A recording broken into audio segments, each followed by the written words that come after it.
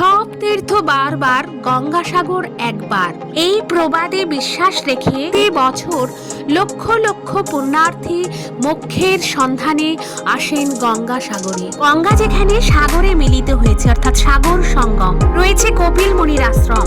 বঙ্গোপসাগর উপকূলের সাগর দ্বীপ, যা পশ্চিমবঙ্গের দক্ষিণ 24 পরগনায়। পৌরাণিক বিশ্বাস অনুযায়ী মকর সংক্রান্তির দিনই গঙ্গা সাগরে মিলিত হয়েছিল।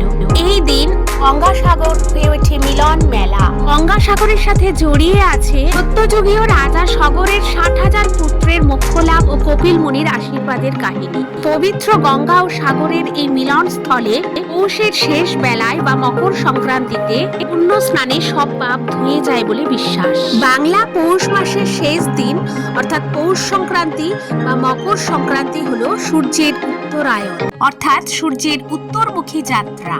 এই দিন সূর্য মকর রাশিতে প্রবেশ করে। এই শুভ মুহূর্তে গঙ্গা স্নানের মাধ্যমে জীবনের সমস্ত অশুভ শক্তি দূর হয় বলে বিশ্বাস। আমাদের কাছাকাছি দক্ষিণেশ্বরের গঙ্গায়ও এই দিন স্নানের উদ্দেশ্যে প্রচুর পুণ্যার্থীর ভিড় জমেছিল গতকাল 14ই জানুয়ারি মকর সংক্রান্তির পুণ্য লগ্নে। আর এখানে কপিল মুনির আশ্রম না থাকলেও রয়েছে মা ভবতারিণীর মন্দির। মায়ের মন্দিরে পুজো দেওয়ার আগে চলছে গঙ্গার ঘাটে পুণ্য স্নানের পর্ব।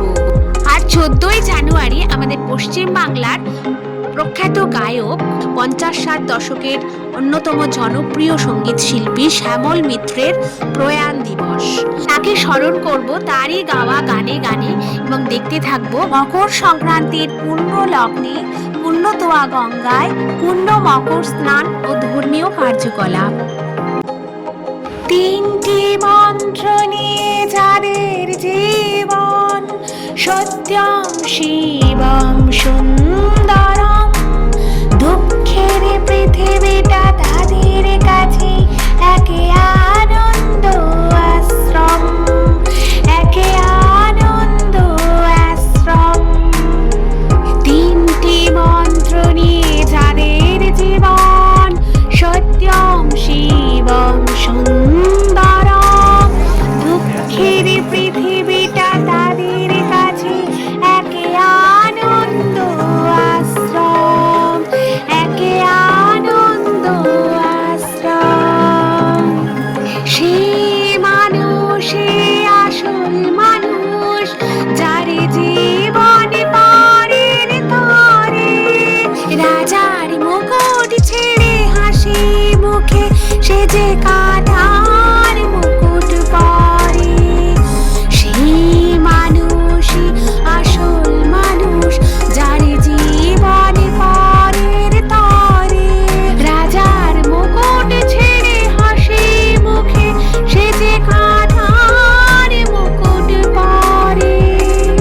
তিনটে মন্ত্র নিয়ে যাদের জীবন, সত্যম শিবম সুন্দরম, দুঃখের পৃথিবীটা তাদের কাছে একে আনন্দ আশ্রম, একে আনন্দ আশ্রম।